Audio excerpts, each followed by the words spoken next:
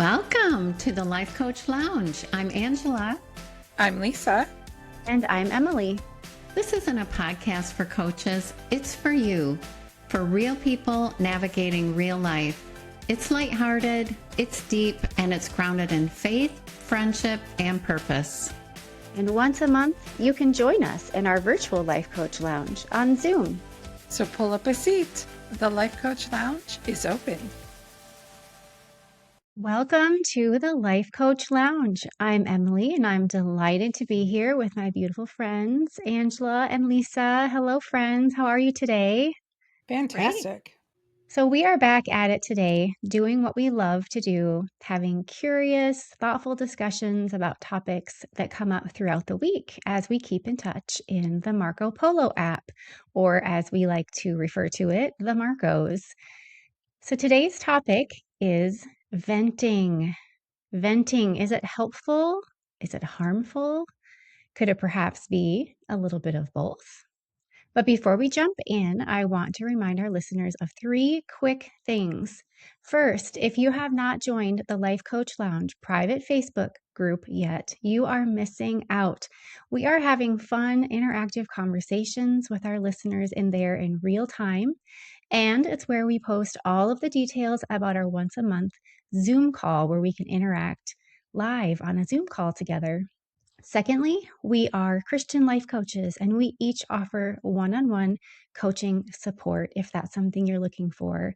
So please reach out through the links in the show notes to schedule a call for that. And last but not least, would you please do us a huge favor and leave a rating and review on Apple Podcasts so that more people will find us? We would really appreciate it. Okay, so today's topic, venting. So we all vent from time to time, but is it actually helpful? So there is a lot of research, plenty of opinions online about this subject. Today we will touch on a tiny bit of research, as well as what God's Word has to say about venting our frustrations. But really, this is just the 3 of us keeping it real as friends and life coaches, not claiming to be experts, and we definitely don't have all the answers. But like all topics we discuss here in the lounge, we enjoy having healthy conversations about a wide range of topics. And it's all for the purpose of being curious, asking questions, and learning from each other. So let's get started.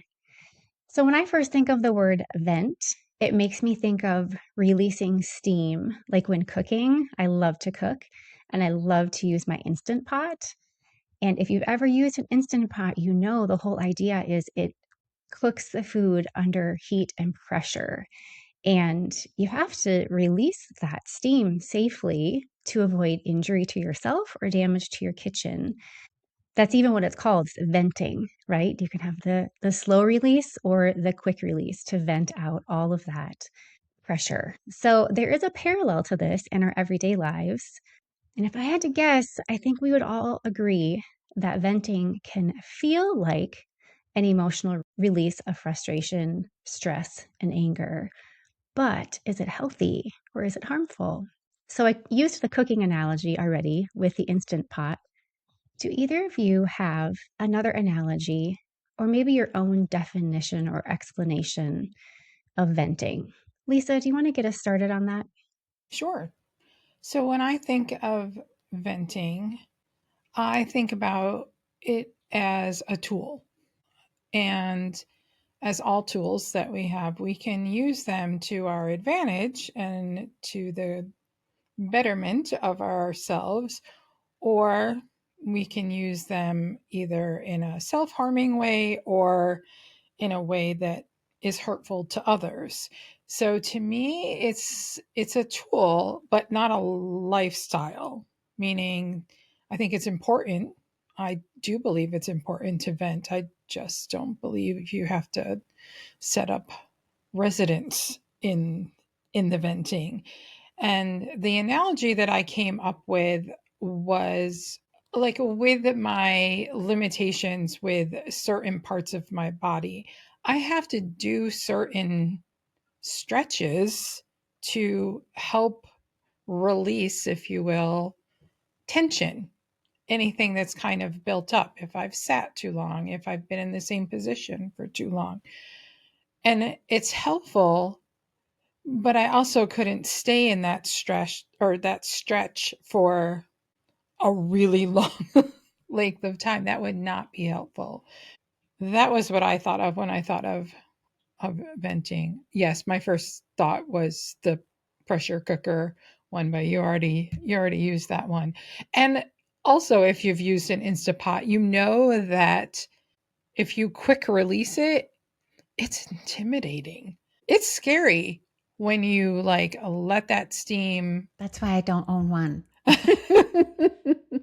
So I think that analogy is probably one of the better ones because it is something that you need to do in one way or the other, but it's not something you just want going off in your kitchen for the entire day. So, yeah, it's a tool. Love how you talked about releasing the tension, like in a sore muscle or in a back injury or any part of your body. I think that's a great way to think about it, releasing the tension. And you're right, you can't stay in that stretch, nor are you meant to, or that could cause harm also. But yeah, at some point you do need to release that tension so that you get relief from the pain. Angela, did you have anything to add to the definition or another analogy? I think that when you say venting, you immediately think frustration or anger, more of a negative, like a hot emotion. But I think venting can also be anticipation, it can be excitement. You can have a buildup of something so exciting that you just can't stop talking about it, and it just has to come out of you. So it can be positive or negative in the emotion side of it. And I do think that it's helpful. The other thing I think about with venting is, see if you agree with this. Venting to me invites conversation. Venting almost requires a witness, whether it's God, if you're just venting to God, home alone or whatever, or with someone, a spouse or whoever, a friend, versus something like complaining doesn't always require a witness. You can be complaining all day long in your head and it doesn't always come out of you. But venting, it seems like almost requires a witness and it does invite a conversation, I think. Yeah, that's a great point, and that it invites that conversation either in that positive way where they're gonna help you work through it, or it could easily turn negative and it could turn into gossip or spiraling downwards. So that kind of leads into my next question a little bit. What do you think we're really looking for when we vent? Is it relief? Is it validation? Is it agreement? Why do we do it? What are we looking for? I think if you take Angela's point about it not having to be only negative, but also something more positive in an anticipatory way or exciting or something like that. As coaches, when I was thinking about this topic, I was thinking, well, a lot of times clients show up to us in a way that is venting. We'll ask them questions, and as Angela just said, like they need to share whether it's positive or negative because what they're looking for is support and help and guidance in regulating their emotions. The creation cycle that we use in coaching, where we're using a cognitive behavioral therapy technique of just thinking, okay, let's walk you through your thought, your feeling, your action, your results. There's some venting definitely happening there, whether it's negative or positive. There's emotions that are needing to be regulated and released. Definitely, and you have to be able to tell your story if you're asking for someone to help you gain perspective and work through something, Mm-hmm. whether that's a coach or a therapist or a friend. I just think it's that we have that desire to be heard sometimes validated. Sometimes we're looking for validation. Sometimes we're seeking to be understood. But a lot of the times I think it is, I have this thing that's bugging me or that I'm thinking about. I just would like someone else to bounce it off of. Like, what do you think about this? And I feel like that could be a productive way. The three of us, at any given time, whether it's in the Marcos or in a text thread, I can think of in the last 72 hours, like I sent a message to both of you and I was looking for discernment. Like I already made my decision. I just needed to bounce it off of someone else. It was not a venting in a negative way. It was a venting in, oh my gosh, this is happening. And here's how I think I'm going to respond. I'm going to respond this way, regardless of what you say. But I just need to know. Help me through my discernment. So you're right. Like you need that connection. It creates a space for each other. This is showing how venting actually can be helpful. This can be a productive thing. So, venting in itself doesn't always have to, like Angela said, represent a negative connotation. It can help us clarify what's actually wrong. And it can bring that temporary emotional relief. Sometimes that's all we need too, is just like to blow off that steam in a safe way, right? Like that temporary relief so that we can get perspective. So, the little bit of research that I did show that venting can strengthen connection when it happens in safe, trusted relationships. Have you ever noticed how different you feel depending on who you vent to? And why does that happen? What does that person do to make it feel safe and productive? I think they're just providing you that opportunity to allow you to release, like to allow you to get out what it is that is. You've all seen those like pictures where there's like a picture of inside the brain and it looks like a giant piece of ball of string or yarn that has definitely come undone because it's like going all over the place. Like that's how it can feel when you've got something to release, to vent about.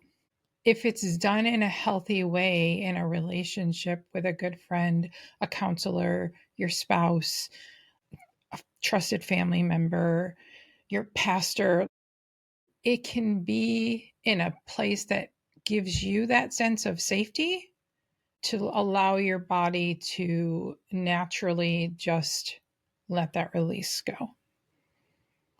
Now, if you were in an environment where the person you were doing that to sets the stage for you in such a way that doesn't provide those things for you, it could easily go the other way really quickly.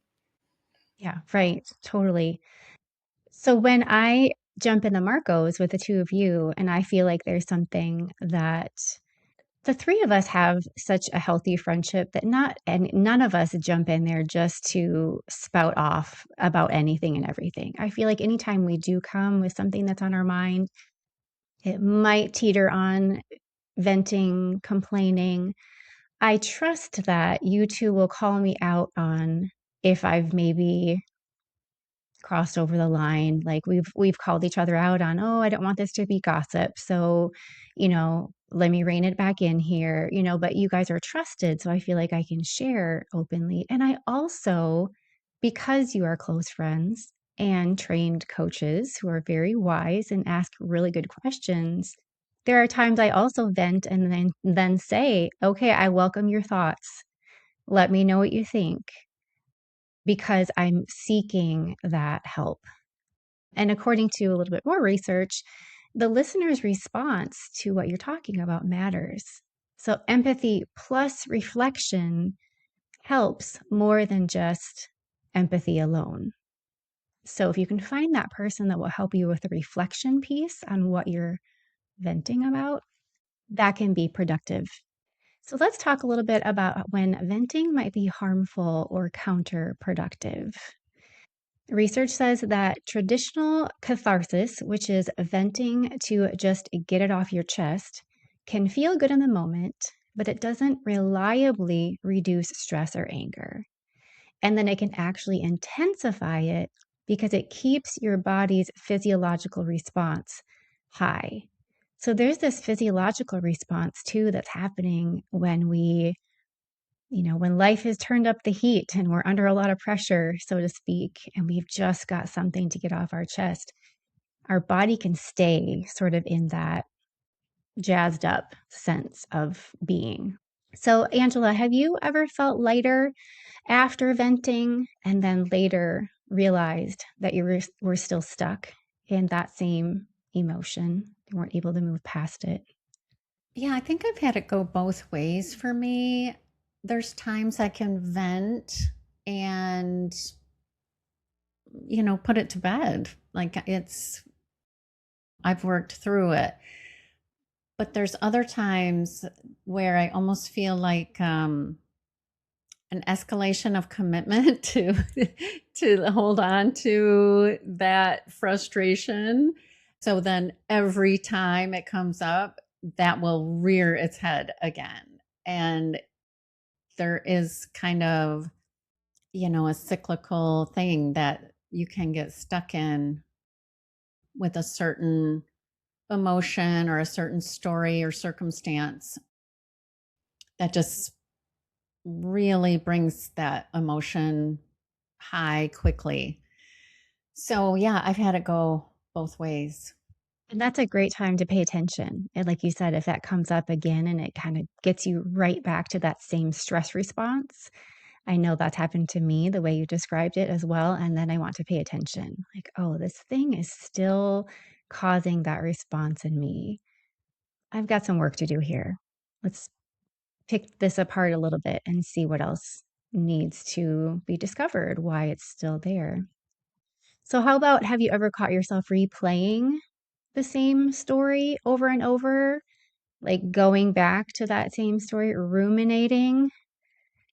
Oh, and how do we get off of that merry-go-round? Yeah, there is a almost like a dopamine hit to perseverate on something because your brain is like, oh, this is what we're focusing on now. Okay, so thanks for the heads up. But then I'm training it to look for more evidence at every turn to make what I'm perseverating on even more true. That little bit of like, see, that's the adjective I'm looking for. Help me out here, ladies. Like that, like, see, told you so. There it is again. Yep, it's happening over here now, too. And then this happened also because I'm stuck in that rumination. I'm stuck in that perseverating. And so the brain doesn't know, though, that you want to stop because you've trained it to look for what's wrong. So it's just, okay, well, let me point it out to you over here. And hey, did you notice this over here? And so it's getting a little bit of a like, see, I'm over here doing my job. And yet you're just stuck. And then you wonder why. Yes, so relatable. So, Angela, what are some coaching tools that we bring to a situation like that where maybe Lisa's coming to Marco's and just saying the same thing over, looking for all the evidence, or maybe we have a client come to us with that story that might be true and is probably quite painful, but it just continues to be the story. So, what are some coaching tools that we have learned that we've even been able to implement in our own lives and that we can share with others on how to break that pattern that our brain is looking for? Well, I would say, why? Why is this still coming up? And that reveals a lot when you ask that. Is this how you want to keep feeling about this? And there's no wrong answer to that. You get to decide. But if they want to break free from a negative emotion, then we can find what's causing it and work through it, process. Because a lot of times venting is not the same as processing. You're, so angry or so frustrated, but you're not taking the time to feel it. You're just reacting and spewing. As a coach, we can help them to process through it so that it does move through and they don't have to stay stuck there. That's a great point that there are always strong emotions, I believe, attached to venting, whether it's productive venting or counterproductive venting. And so to help people realize, name the emotion you're feeling, get curious about that, can often take your focus off of the actual thing that you're venting about and think that you're upset about. Once you start to see the emotions and, like you said, process that, then it can help to just bring some perspective.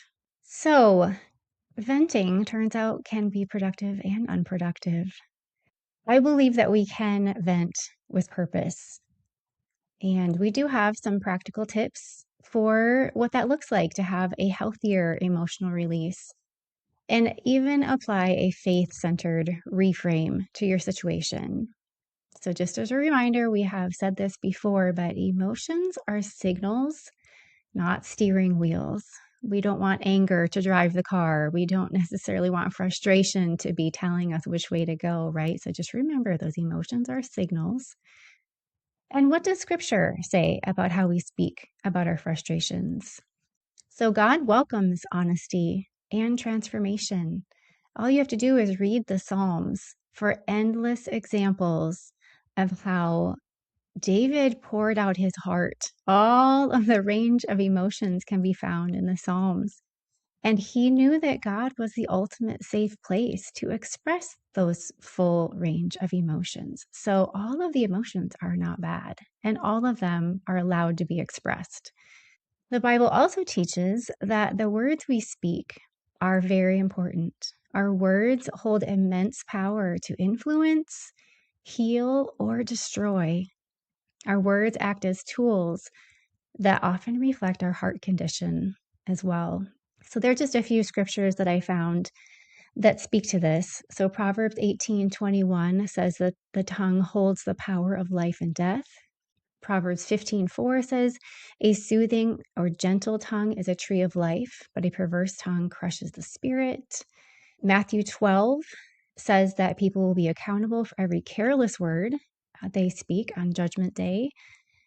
Ephesians 4 says it encourages using words to build others up rather than using unwholesome or rotten talk. And then this is a good one. James 3:5-8 compares the tongue to a small rudder that controls a large ship or a fire that can set a forest ablaze. So while frustration is part of living in our fallen world, believers in Jesus are called to handle our frustrations with self-control. And this takes practice, right? Just because I'm saying we can be self-controlled doesn't mean it's an automatic. This takes practice, and God knows that, and there is absolutely grace for all of this. So rather than venting destructively and reacting impulsively, we are to be quick to listen, slow to speak, and slow to become angry. And that's from James 1:19-20. So what does it actually look like to vent in a way that honors God, that honors ourselves, and that honors others, those that we have a relationship with? What are some real life practical strategies when we feel the need to vent? Angela, what's a good place to start?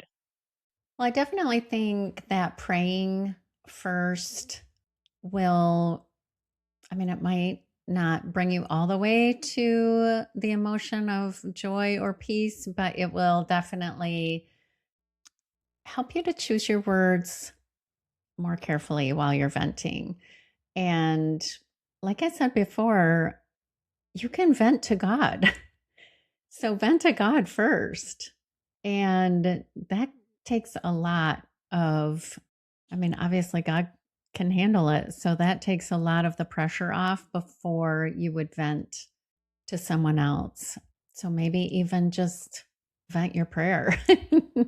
Great advice. And then I would say also, after praying, after taking that to God, if you still feel like it's something you'd like to talk through with a human being that can be there for you, to seek wise, empathetic listeners who help you think through those emotions, not just validate them or not just agree with you or not just wallow with you.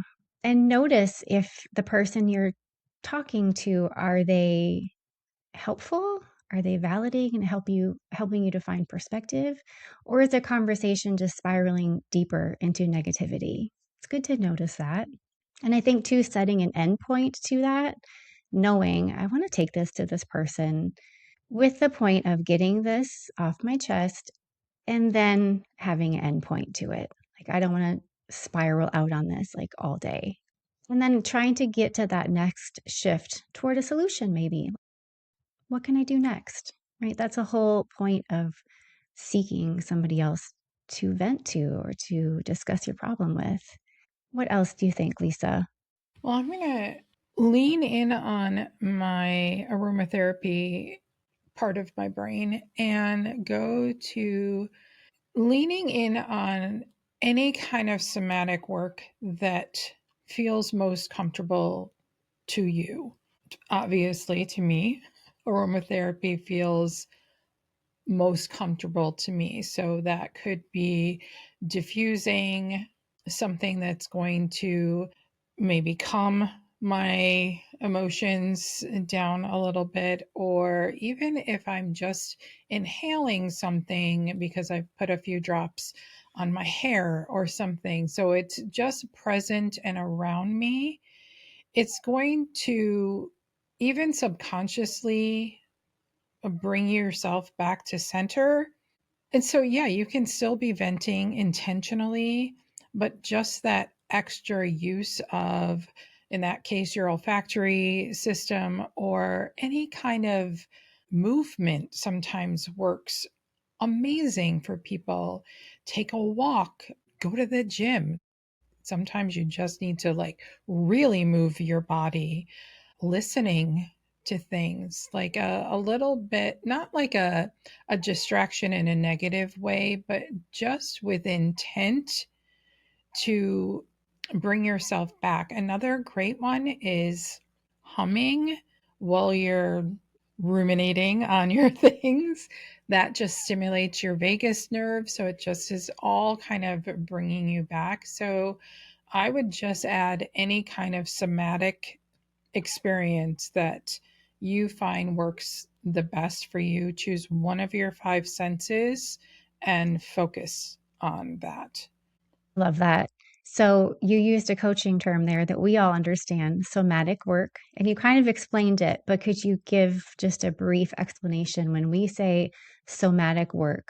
What does that mean? And then you also used something like that hot topic right now is the vagus nerve. Mm. So a lot of people don't understand what that is either, but that's a very important thing for everybody to understand. So if you could just break down those two terms really quickly, I think it would be really helpful for our listeners.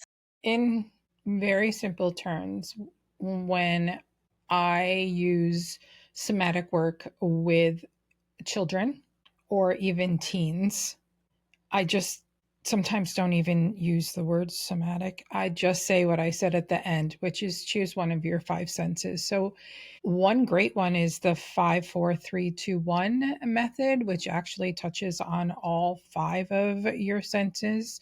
But somatic work really is the intention is pulling from one of your senses. So that's what I meant, whether it's movement for you, whether it's your sense of smell, whether it is tasting something. Sometimes eating something citrusy can kind of be like, oh, okay, there's a little bit of olfactory work going in there too, because citrus is very uplifting. So that's what somatic work means. So there's all kinds of things like humming for your vagus nerve, tapping is another one, meditation. So you're using your sense of hearing to follow someone else's guided meditation, journaling, which is an act of writing and getting things out, as is praying, whether you're doing it in your head or just have a conversation. God's listening. Just start talking. He doesn't want you to stay stuck. He definitely wants to meet you where you're at. Like he can handle your honesty. He can handle it. Turns out he knows all about it anyway. So, Yeah. and then vagus nerve, quickly. What is the vagus nerve? And that would be a great podcast topic. Longest nerve in your body that runs from your brain down your spine, and it actually touches on all of your organs. So I would definitely, if you're not familiar with what your vagus nerve can help support, I would definitely give that a little Google and look it up, because just like I said, the simple act of humming can stimulate it and kind of put you right back. And I didn't know that. I had to learn that. And I thought to myself, is this why I'm a hummer? Do I walk around feeling stressed out? Yeah. I like to hum a lot. I don't Well, think I it knew turns that. I am definitely a hummer. But it is fascinating. I also didn't know that that was, Emily, you said that that's like a hot topic right now. I'm wondering if all of our devices are listening to us as we're recording this Of episode. maybe, course. And yeah, if the vagus maybe, nerve is going to pop up in all of my feeds now. maybe it is just in mine because I did click on something and I downloaded an app and it turns out you have to pay for a plan, I think, on it. But it's an app that has all these different exercises and movements to help reset your vagus nerve. And I was very interested in that. And so maybe it's just in my algorithm, which I'm not even on social media that much. So I think they know, oh, she clicked on something. Let's send her all the things before she quickly hops off of here. So I just have seen it coming up a whole lot more. And I think it's definitely something that we all need to pay attention to because most of us are living in a state of stress. The world itself just has so much information coming at us from all different directions. We all have stress, and I think we could all learn more about how to manage our bodies. Yeah, that nerve is definitely immediately connected to your parasympathetic and your sympathetic nervous system. Yes. So, y'all So, give it a Google and then it will come up in your own feeds. Yes. and maybe we'll do a future podcast episode on the vagus nerve if we learn more about it. That would be a fascinating deep dive. I would love to Mm-hmm. learn more about it. I do have one strategy that I have personally used as far as venting goes, and that is to notice patterns. So I went through a season of my life where I was feeling way more than the normal amount of anger. And I was finally like, what is going on here? Why do I feel angry so often? And so I started to pay attention, and it was all different circumstances. But the thing that tied them all together was that they were all situations that I could not control. They were things that were happening that were out of my control.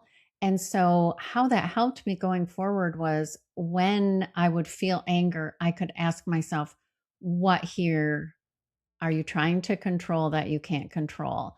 And it really helped me get more into my head than in my emotions and figure it out and think it through and release it to God. And then I went into the prayer and releasing it because I could see the pattern and it really, really helped me. So that's another strategy I wanted to share. I love that one. I think if you're a journaler, also, it can, if you pay attention and you go back in what you've journaled, sometimes you can also see that reoccurring theme or pattern kind of popping up again. I know I have had coaches point that out to me before. So, equally as powerful to have someone kind of point out to you a pattern that you might not even be recognizing.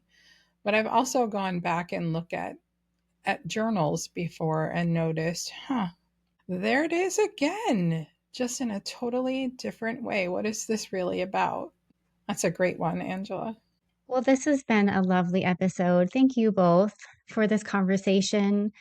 If we were just to kind of recap some little takeaways from today, I think we can agree that venting itself is not bad, but venting without intention can keep us stuck.